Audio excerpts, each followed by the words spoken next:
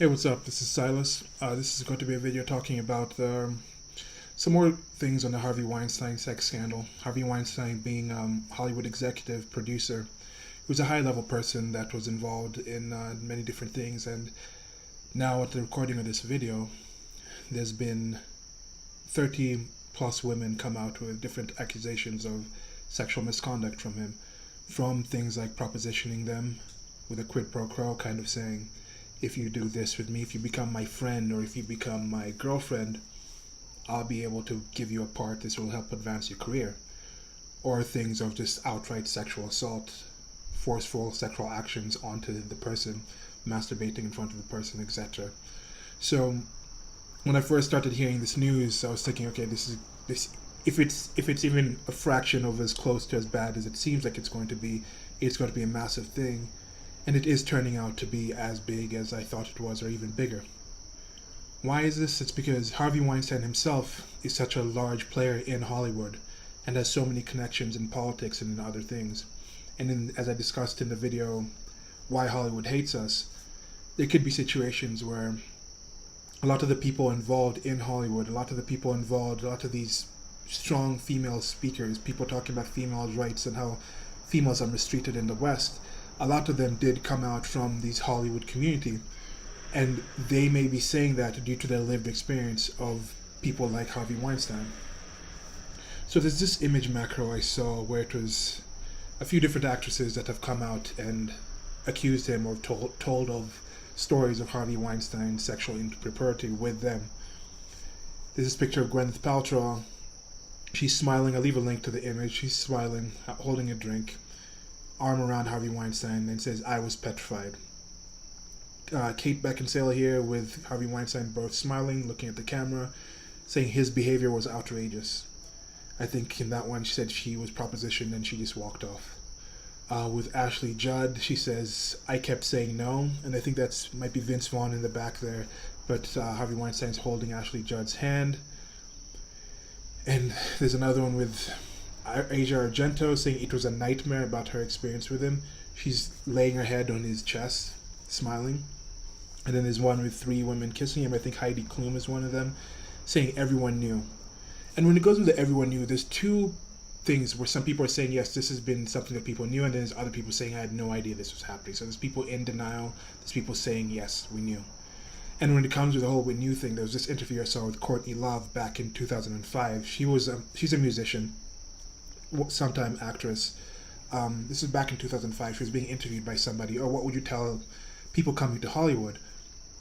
And she said, she looks around and she says, I might get libeled for this, but if you get invited to a party at the Four Seasons with Harvey Weinstein, don't go. Then there's a joke that Seth something, the guy who created Family Guy, he's a very popular guy. I forget his full name right now, not too important. But he joked during the Oscars, I think in 2013 or something, and he said, I'm not going to, these best actresses, these people up for the best actresses, these are 5 people that don't have to pretend to like Harvey Weinstein anymore. So to pretend that people didn't know about this, I think is a complete lie. A lot more people knew than they're letting on, and we're going to probably find out a lot more about this, about who knew, when they knew, why they didn't tell. Now, when you see a picture like this with the people smiling, these look to be at events. There could be alcohol involved. Alcohol will make people kind of less inhibited, and they also understand these are professionals. They're going out and they're doing these things. As I mentioned in the previous video, this video I was talking about why Hollywood hates us. These women may hate people in general. A lot of these women may be very strongly talking about the mistreatment of women, even though we look at them and say, but you're a multimillionaire, so what are you talking about, mistreatment of women? How can you talk about that from your position? I've been a person who's been guilty of doing something like that. But they may do this because of what they had to do to get that money, to get that position of power.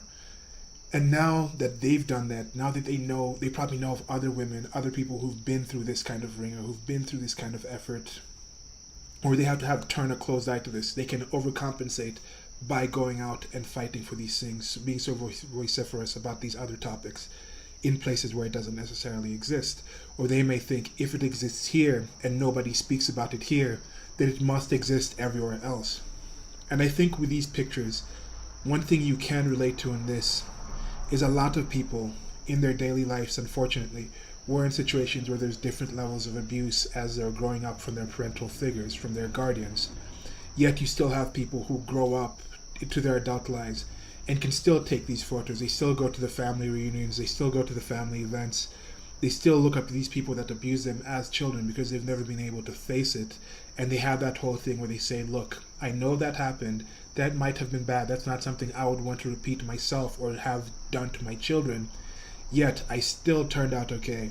Or yet they still helped me with all these things. So in these kind of situations, sure, these women might have been sexually assaulted in the ways that they said. But still, by being quiet, they still got to the point where they made millions and millions of dollars after that point. So there's a negative part in there. And when you have someone like Malene Blaylock, I might be saying that name wrong, excuse me. She's an actress on the Big Bang Theory, and she came out and was talking about how she's dresses more modestly. She doesn't act flirtatious. And then some people are coming out and saying, oh, she shouldn't be talking about this at this point in time. But I think it's a positive thing to talk about this. It's a positive thing to talk about. Wait, if you're not going to talk about this, when are you going to talk about it? There's been too much of not talking about the situations in this.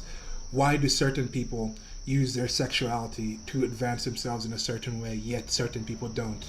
Why do we try to pretend that females' appearance has nothing to do with how they're treated by society when we all know they are treated in different ways due to their appearance? Everyone in general is treated in a separate way due to their appearance. If people commented, if I was wearing a suit, if you didn't know how I looked, if maybe I'd combed my hair in a different way, if I wasn't shooting this on a balcony, you would take this in a different way because appearances do matter. We see and we look and we do that. And there's certain ways to avoid, to lessen the chance of these situations. Doesn't mean you'll nullify it completely. I think there's some things where unfortunately there's still predators in this society that we live in. Whether you're here in Nairobi, whether you're in the United States, whether you're working at a gas station and your boss wants to do something, whether you're competing for grades in class and one of your friends is cuter and winks at the teacher and then the teacher gives that person better grades, whether you go interview for a job and you have better scores than somebody else and they're of a different race and they get in over you. There's a lot of things that are technically unfair, not equal about the world. And that's an unfortunate part about it. Now, when it gets to a point where we have a situation where there's a predator like Harvey Weinstein seems to be, and in a predatory environment where you have people supporting this, I think it's good to talk about why people were supporting this, why people would let this go. And then there was this other image I saw. This is why I'm really talking about this. It's going to be a massive kind of situation where I think it's going to have far-reaching implications. And I was talking about, at the start of this coming out, I was talking about how this is part of the swamp being drained. There was this thing going on through Donald Trump's election talking about he's going to drain the swamp. And I think people latched onto that because the swamp is not necessarily just, it's not just political. With Harvey Weinstein, he seems to be a monster. And when the swamp is drained, you're going to see monsters come out. You're going to see bodies and skeletons that these monsters drag down to the bottom of the swamp with them. So you are going to see some rather horrible things that you may think, should I really know this? Can I really look at this in the same way? And you should. Because these pictures before these quotes were put on these pictures of these women, they just looked like, most people would look at them like, oh, these people are just happy. This is something I want to be a part of. But it's good to know that some of these people can still have these smiles while these horrible things are happening to them.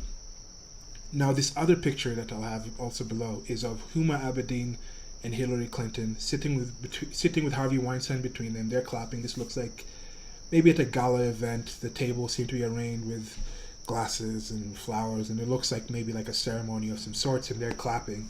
He's not clapping, so he might even be getting an award of sorts. And this shows how deeply ingrained he was in the political sphere, how far the power and how far the possible horror of all this goes. And it says, a sexual predator surrounded by two women who supposedly fight for women's rights, that are both married to sexual predators.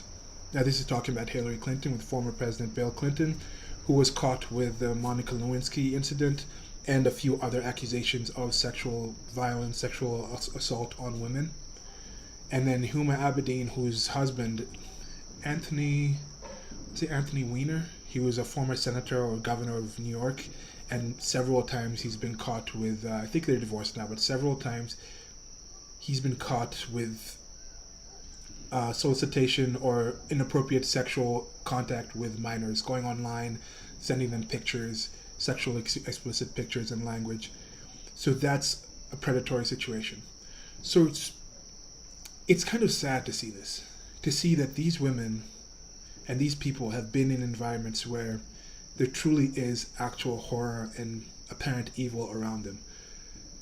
And there's something I've had a lot of female friends in my life, and I make the mistake of treating them the same, of just being like, yeah, women and men, they're the same, but they're not the same. I think the way they're treated is the same. Their challenges are different. No, the way they're treated, I mean, it shouldn't be the same. Challenges in general are different. Females and males, we're sexually dimorphic species. We have different challenges in life. We have different weaknesses, different strengths. And it's unfortunate to see these women in these situations. It's unfortunate to see people take advantage of power. It's unfortunate to see how quiet people were for whatever reason that they were quiet for. And this is a question you have to ask yourself. I think I saw this really good video by Stefan Molyneux talking about this, and this is something that I asked myself too, is how much negative does something have to be for you to decide enough of this? What percentage of people have to be assaulted for you to be like, I'm done with this entire industry? You know, it's the kind of thing I asked somebody once. I was like, okay, it depends on the thing. It depends on how negative the thing is. Like it says here about cyanide. For example, the probability of somebody who weighs 160 pounds who ingests 0.3632 grams of potassium cyanide will die within 3 days is about 50%. And if he ingests 0.55 grams, the probability is over 90%. So that's a small change in the actual amount of it, but due to the potency of cyanide, that small amount can change it from something that's dangerous to something outright poisonous.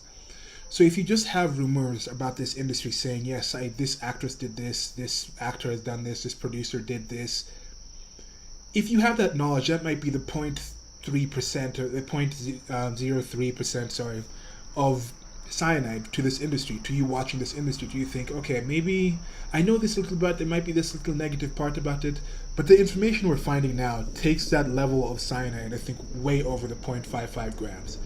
It's going to get to the point where this is a poison pill for most people being able to view Hollywood and view things in a similar way. And I think this is why it's very important to have people like Malene Blaylock, if I'm saying her name wrong, apologies again, coming out and talking about, look, these are ways to prevent this. These are ways to kind of go back to like, okay, it's appropriate for women to carry themselves in a certain way. It's appropriate for men to behave in a certain way. Don't just behave in this certain way and expect to be treated the same way as if you're being treated in this way. I'm not saying dressing modestly, not being flirtatious is an entire protection from being preyed upon in this way.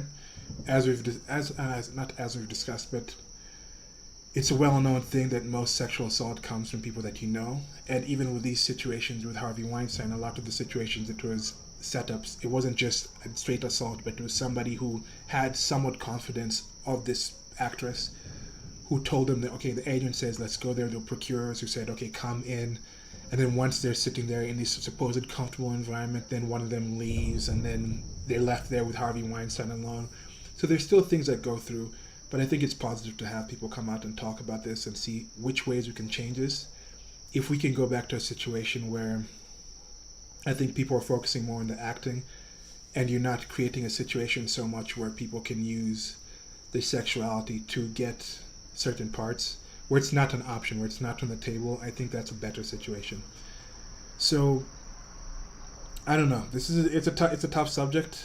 As I said, I'm glad I'm finding out this information. I think you guys should also know this if you're somebody that watches Hollywood, you're somebody that pays attention to this.